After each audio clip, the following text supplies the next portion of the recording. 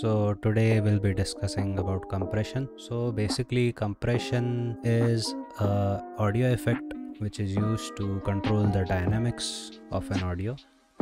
And by dynamics what I mean is how the sound moves in terms of time and volume.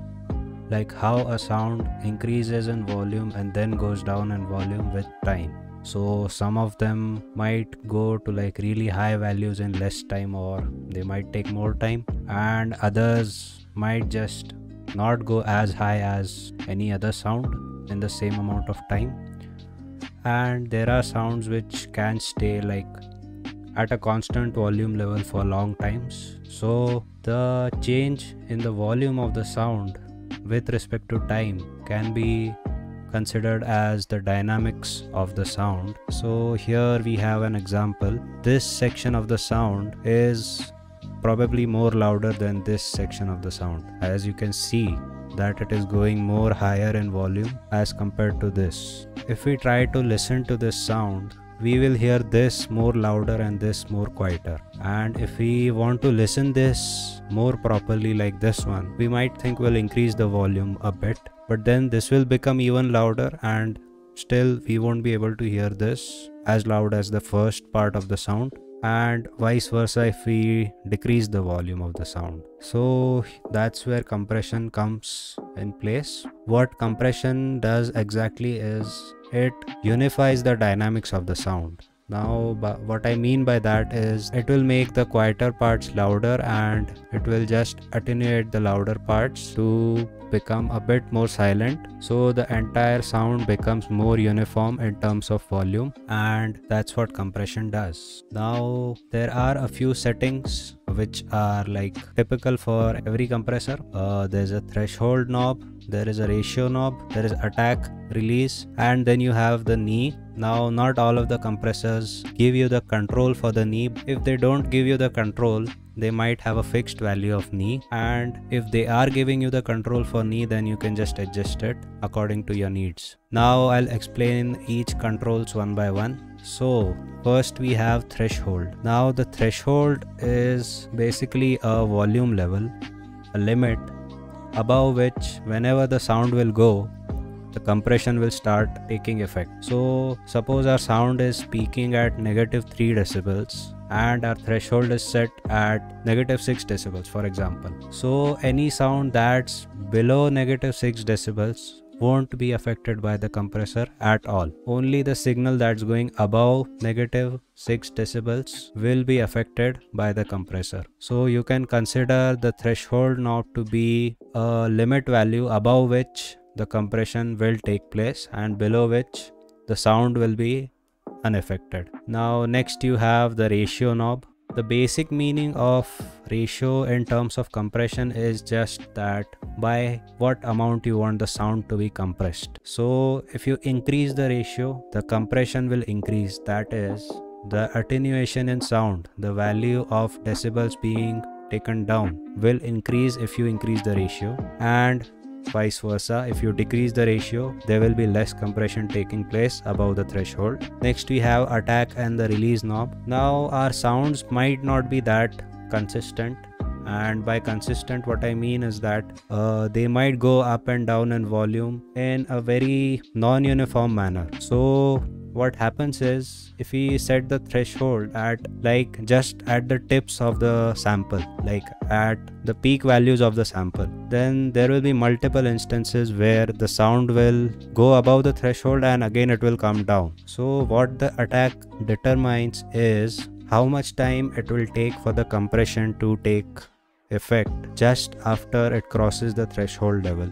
So if our attack is at 0 milliseconds, the moment the sound crosses the threshold, the compression will begin. And if we increase it, the compression will begin a bit late, but that won't be that late because you can only set your attack in milliseconds, so that's really fast and that's a really small value. And for the release, how much time it takes for the compression to stop just after the sound has gone below the threshold level. That's the amount of time it takes for the compressor to just stop its effect. So you can say that release is the amount of time that it takes for the compression to stop just after it goes below the threshold level. Now by compression we are just taking down some of the high peaks of a sound. So it might happen that after compression you might think that the sound becomes a bit lower in volume, and it actually happens that the peak value of the sound decreases. So for that you will have a out gain knob, and by that you can just balance it out to its original peak value. So that's what you have for the out gain knob. Now let's just have a visual example of how compression works. So here we have a graph which indicates volume on the y-axis and time in milliseconds in the x-axis. So our maximum value in digital audio is 0 decibels, and it goes to like infinite decibels as we go down. Now this line represents our audio signal, so and this line represents our threshold. So right now the threshold is at negative 15 decibels. It's between negative 12 and negative 18, and where our sound is peaking is around negative 3 decibels. So our threshold is at negative 15 and our sound is peaking at negative 3 decibels. So definitely there will be compression taking place after the sound crosses negative 15. Now for the attack and the release, I have shown you, like I have highlighted a section on the x-axis, like from this point to this point, this point to this point. This is the amount of time it takes for the compression to take its effect. So even after the sound has crossed negative 15 decibels, until it reaches this point of time, the compression won't begin. So from here to here is the attack time, and from here to here, from this point to this point, it is the time it takes for the compression to stop its effect. So even after the sound goes below the threshold level, this is the amount of time it will take for the compressor to stop its effect. So that's how you can represent compression in a graphical manner. Now I think that's enough explanation for how and what compression is and how it works. So let us just see an example of it in effect. So here we have a vocal sample, and as you can see, as I said before, this section is louder, this is quieter, this is even louder, and this is like more loud. So it is not that uniform. So what we want to do is control the dynamics of the entire sound. So I have already loaded up the FabFilter Pro C, the Pro compressor. Now let us just see where our sound is peaking. Oh, oh, oh, oh, oh, oh, oh, oh. So our sound is peaking around negative 1 decibels. Oh, oh, oh, oh, oh, oh, oh, oh. Now we can visually see like where the sound is going, and this is the volume meter. Oh, oh, oh, oh. Now first of all we'll set our threshold level. So this point, this line represents the threshold. Oh, oh, oh, oh, oh, oh, oh, oh. So I think we should set it around negative 30. Oh, oh, oh, oh, oh, oh, oh, oh. Fine. Now we will just increase the ratio, and now you can see that the sound is getting attenuated by the compressor. Oh, oh, oh. So as I increase the ratio, the sound is being suppressed. Oh, oh, oh, oh, oh, oh, oh, oh.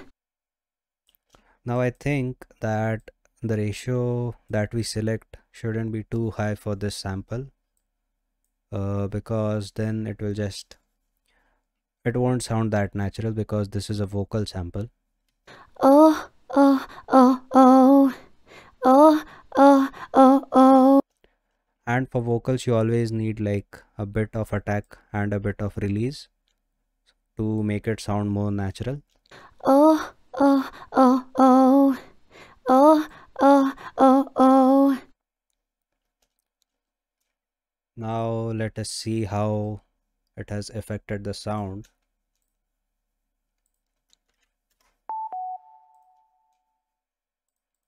So this is the compressed signal and this is the uncompressed sound.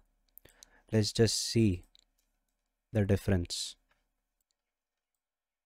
So as you can see, the white audio signal that you're seeing is the compressed sound and the black audio signal is the uncompressed sound. So here we had like not that many peaks, but here it was going a bit up in volume. But now in the compressed signal, you can see the sound is much more uniform than before. And here you can see that even this sound is being compressed a bit, like it's becoming more uniform than before. Here we had some sharp peaks and the compressor just made it uniform. So that's what it basically does. It will just take all the peaks, all the non-uniform parts of the sound and make them uniform. Now let's just see what happens if we increase the ratio a bit more. Now this is a even more compressed sound. Let's just see how it looks. Now this has gone even lower in level than before and it's become even more uniform than before, but now it won't sound that natural. Oh, oh, oh, oh. And let's just completely increase the ratio to its highest value, like as much as the plugin can do. And now let's just see what happens. Let us just see at what value this sound peaks. Oh, oh, oh, oh. Oh, oh, oh, oh. Oh, oh, oh, oh. Oh, oh, oh, oh. Oh, oh, oh, oh. Oh, oh, oh, oh. Oh, oh, oh, oh. So at the highest value of the ratio, as you can see, infinity as to 1, the compressor just converts into a limiter. So this is now basically a limiter with an attack and a release settings.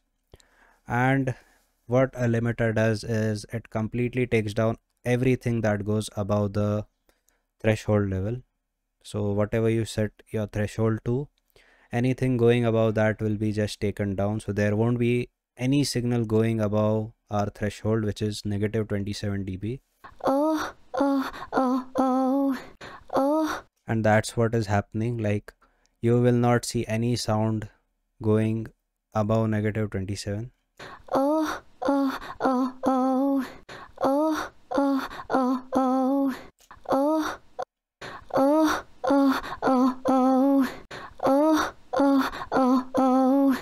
So as you can see, as we increase the ratio, the sound gets compressed more and more.